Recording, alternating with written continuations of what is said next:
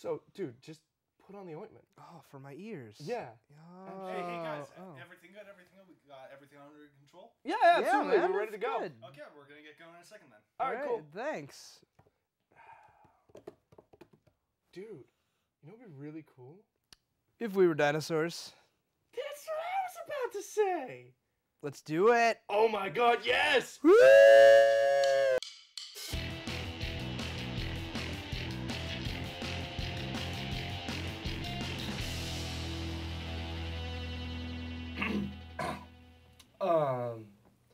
So I totally did not expect it to be this way. Yeah, it worked, man. We're dinosaurs. No, we're plastic figures, and plus, I don't think that Space Godzilla is technically a dinosaur. The Space Godzilla movie is really the one where they talked about how Godzilla's origins are about him being a dinosaur. So I think it's justified. All right, fine. Whatever. Let's just start the show. Welcome to Last in the Scene, where we're the last to tell you the latest in nerd news. I guess I'm not Dimitri Cole. I guess I'm like Nessie or something. Yeah, I guess I'm Nessie. And I'm Space Godzilla. Yeah, dude, can we just stop being dinosaurs right now? I'll think about it. All right. Yeah. We'll Okay. just go over it. Yeah. All right, let's get out of here. All right, goodbye.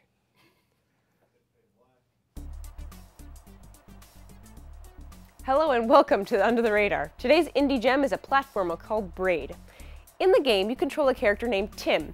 Tim is a man who longs to rescue his princess, who he had to break up with because of some mistakes he made. She is being held in a castle far away. Obviously, the creators were big fans of Mario. This becomes laughably apparent when snapping plants appear out of pipes and you have to hop on stubbly monsters to kill them. But while Braid draws some inspiration from our favorite Italian plumber, it takes the gameplay a step further. To beat Braid, you have to collect various puzzle pieces, which you later fit together to create pictures that help clue you into the Tim's past. To get these puzzle pieces, you have to hop, kill, and think outside the box. Most of the puzzles are based on time manipulation. It also takes the edge off of making mistakes because you can just rewind. Basically, some objects are affected by time slips while others are not. As cool as these things are, my favorite aspect of the game is definitely the art style. Braid looks like an oil-based painting that moves. This makes everything incredibly beautiful, perhaps distractingly so. At one point, I just watched Tim jump for about 5 minutes because the smoothness of the animation was just breathtaking. Even the ugly Goomba-esque monsters have a smoothness to them that I could admire for hours. That and the soundtrack rocks. It's classically influenced and has an ambient richness that'll keep your ears happy. For $10, I would say Braid is definitely worth it. I highly recommend it if you like platformers at all.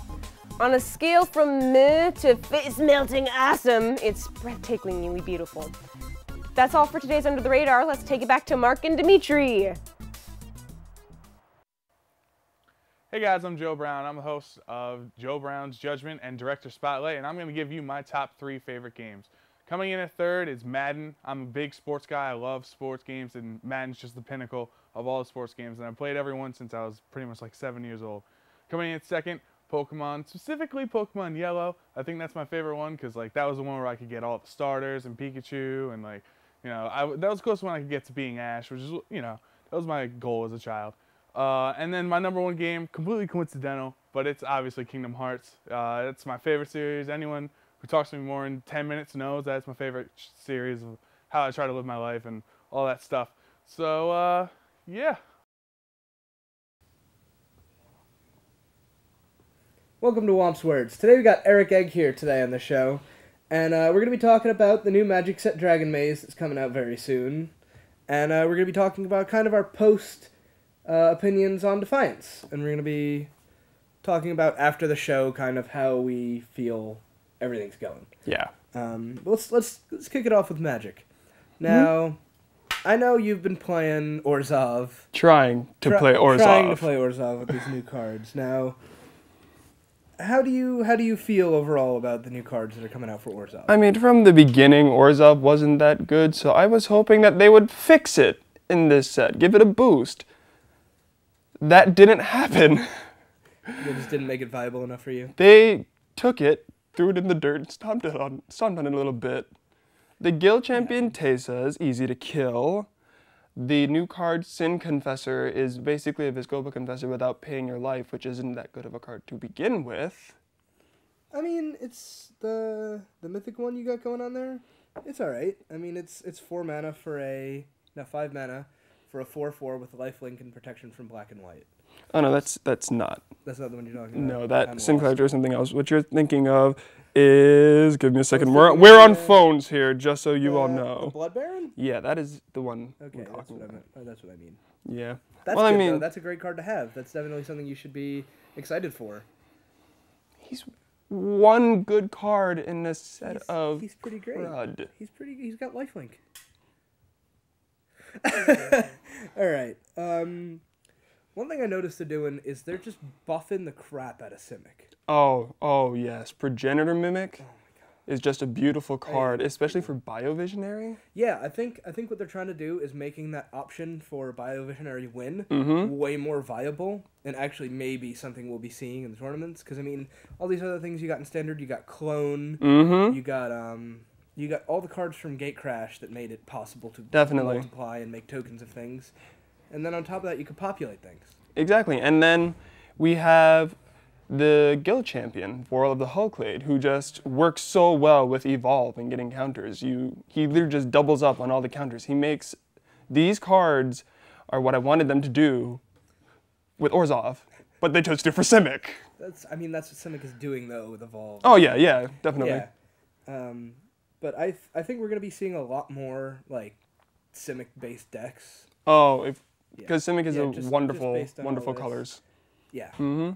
Blue green is a lot of fun. Mhm.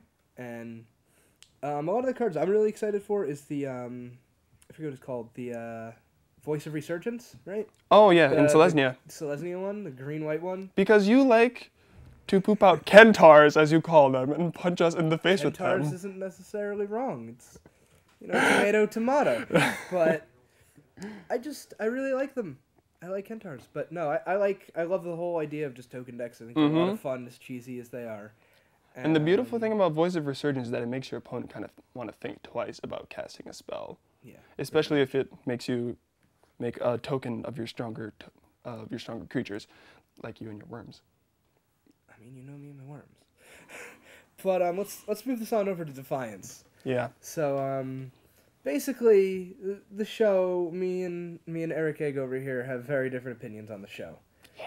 Now, I like the show. I love that these special effects weren't amazing, and that they were kind of cheesy for what sci-fi puts out there. How do you feel, Eric? What do you think of them? They pushed this so hard. It's like a major selling point that it was linked to the game, and then I just watch it, and it's like, what are you doing? It's like the dialogue in some of the scenes was cheesy. The CGI was. But, I mean, the CGI is not great because it's a sci-fi original. They don't have the best budget in the world. They're not HBO. But the makeup is something where I feel the show really excels. Yeah, well, yeah, the makeup was really good, especially on one of the more favorite aliens that showed up, the Doctor. Oh, yeah. I thought she had like some weird hexagon thing going on around her face. That thing was done really good. Yeah. Really well. Wow, grammar. But overall for Defiance, I'm giving it the benefit of the doubt at the moment because it was a pilot episode. I liked it. It felt like kind of like a sci-fi original film because it was a 2-hour pilot. Camel spiders.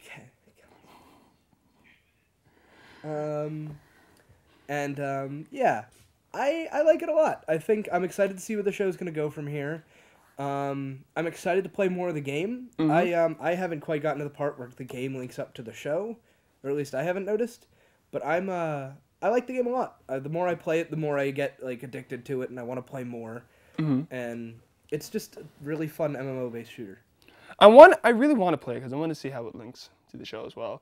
But another thing that kind of bugged me about the pilot is they kind of stuck it in Defiance by making him the sheriff. I feel like he's not going to go that far out of there. I feel like he doesn't need to. I think, like, because it's interesting with that kind of character to see them grounded, because that's kind of like the Han Solo type character. And you always see a character like that, they're able to go wherever they want. They don't really have limitations. Now he's limited to this town. Let's see what he does. I can't fight that. I think it'll be cool. I think it'll be cool. Yeah, I'm ready to see more of Defiance. Yeah. I am. All right. Yeah, I am as well. That's all the time we got for today. Let's take it over to Eric Nielsen with this week's music spotlight. He's not me. He's not him. Hi, I'm Sean. I help out with floor and behind-the-scenes stuff with Last on the Scene, which is why you've never seen my face. My top 3 games have to be Call of Duty. Ever since Call of Duty 4, it's been a fantastic franchise. Assassin's Creed, because the storyline's incredible and all the characters are amazing. If you disagree, there's a viewpoint you can jump off of incorrectly. And Madden. I grew up playing football, I love the sport, and I love still being able to play it in a virtual console. And this is the part where I end my segment. Hello and welcome. We are ending the show as always with the arena. Oh yeah. Well, we got a couple games to talk about today. Yeah. We have Injustice: Gods Among Men. We're talking about a little Kerbal Space Program. Yeah, sure. Prison Architect, and a couple other titles, stuff like that. Yeah, so, you know, European Truck Simulator. Let's move on to let's Injustice. Move to Injustice. So Injustice: Gods Among Men came out recently. I had a chance to play it. Let me just put it this way. I don't know how I feel about it. You know, I had a problem with. I think I'm kind of biased because I have a problem with the kind of 2D kind of fighters, the linear system. I prefer those sometimes because, as much as it's not like it's not like real fighting, I just kind of like enjoy just occasionally. Hey, you're forced on this track to fight this person. Do it. I love like Mortal Kombat and. You know I love the idea of oh yeah. How about real fighting while we get Superman and Batman? And that's real fighting. Apparently Aquaman's in it at some point. That's real world fighting right there. Yeah, that's real world fighting. Real world. Definitely fighting. That's real what the world people fighting. need to see. Yeah. But no, I think I haven't played it. I haven't had the chance to play it yet. Yeah. I think it looks really cool. Personally, I want to play it. I'm going to be playing it this summer probably. I think some of the animations they have are really good. Yeah. But I have a problem also. I love the comics, but I have a problem with DC characters because by default, if you have this game, Superman should just win. But you're just kind of... that's true. But I mean, he's always got kryptonite, probably. Got kryptonite, yeah. He could beat up He also Batman. got the Flash. He could beat up Superman. But then who wants the Green Lantern? I don't want the Green Lantern. No. Mr. John Padden wants the Green Lantern. Wherever he is. Wherever he's, somewhere around there. He wants the Green Lantern. I'll tell you. All right, so... For you, thumbs up, thumbs down on Injustice. I haven't had the chance to play it. I'm gonna go with thumbs up because I really like how it's looking. I'm gonna give it a middle because I like the idea of it, but I cannot give it a thumbs down because I'm kind of intentionally biased towards those type of things. So I'm being fair here. Like, that's fair. I don't like that style, but for what it's trying to accomplish, I think it does a pretty good job. Okay. Now we're gonna move over to Prison Architect. Prison Architect. I've been checking that out. Steam. I've been looking at it. Again, this is a game I haven't played, but I've been looking at it. I'm waiting for it to go on sale. Maybe I'll buy it. Mm-hmm. I think it looks really, really cool. It is. I believe it. It is the most jarring game you could ever play because you obviously, you know, as it says, you build a prison. It's almost like Roller Coaster Tycoon for prisons. But I think what it really does well is the jarring mentality. I'm like sitting there and you get your first 8 prisoners and put them in a holding cell and you sit there. Oh, you get them to the kitchen or cafeteria. And like, I didn't know how realistic it would be. So I see the guy by the trash can and I'm like, what is he doing? And then all of a sudden he pulls out a giant knife and stabs one of my guards to death. Oh. And I'm like, whoa. My guard's dead on the floor, and then my other guy's like beating him with billy clubs, and I'm like, oh. This game plays by its own rules. Yeah.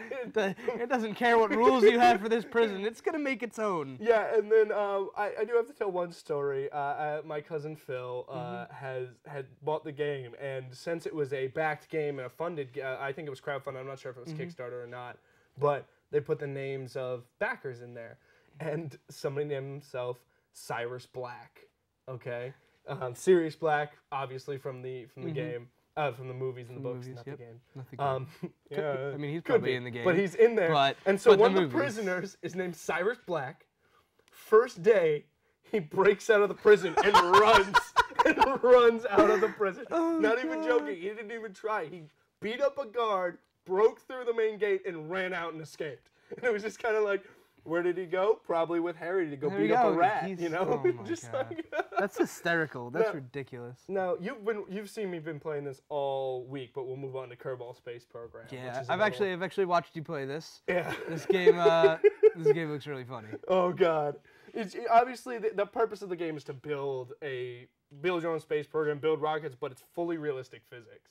So with the fully realistic physics type, it's very hard because at first you don't know it's realistic physics, so you stack this thing up and then it wobbles and then it just blows up mid-flight, and you're like, I mean, oh, I just killed all those astronauts. it's just rocket science. It's just rocket science. just rocket Well, at science. first you're like, well, it's a game. I don't know how really. It is. You build your orbit based on physics and rotation, like the degrees in which you put how much thrust, and it's really intense. Like to the point where you build your own space station, you can build a dry dock there, go to other planets, land on them, and you can build anything. good deal. There is also a heavy mod support community in this. Oh, that's always Like- fun. oh, yeah. That makes games for me. Oh, it's a huge. People are building parts. Somebody built a battleship. Like now, okay. I haven't gotten it to launch from the pad yet because somehow it's destroyed. I mean, But could be too big. it's okay. It could be a little too It big. could be a little too big. But- Battleships tend to be big. Yeah, I mean, I have a lot of fun going. Yeah, we're gonna pilot directly into the sun and just see what happens. Why not? And I like to ask myself that question every day. Let's fly into the sun today. Let's do it. Absolutely. I think. But on top of that, it's a really cool. I always thought I'm like, that's kind of a cool teaching mechanism. I would have loved to learn physics by using this game. Right? That'd be cool. No, if you had a physics class that just went, oh, Yeah, here's how physics works. You You just know, make sure the your rockets project don't for blow this up. semester is to make a rocket land on the moon using fully realistic physics. There you go. Whole And you have to semester project. document it. I'm like, that's really cool. That would be a really cool project to do. Let's do it. I tried landing on the moon. There are like, because it shows you how many debris, like all the debris in the field. So all on the moon, there's just like 10 debris, and I'm like, oh, those poor astronauts. Oh God, those poor my astronauts. Because I've killed thousands of them. It- Thousands of them. It happens. So do you happens. do you have anything? So on it? I've been playing this game, European Truck Simulator, where you simulate driving a truck in Europe. Wow. Now, Why do you have European Truck Simulator? because I want to drive trucks in Europe, okay? Whoa. Okay. All right. Easy. Sometimes you just got to drive trucks in Okay. Europe. All right. They drive on the other side of the road there. Whoa. Wait. Right? Stop. Right. Okay. I'm Other in. side of the road. You didn't. Right. I'm in. And you don't have to do the missions. It could be totally free roam. I tend to spend most of my hours crashing into cars, attempting to flip them. It's just how I choose to play the game. You play by your own rules. All right. I do. Well, that's all the time we have for the arena now. Thank you for joining us on Last on the Scene. I've been Thanks. Dimitri Cole. And I was Mark Womp once At some time. at some point in time.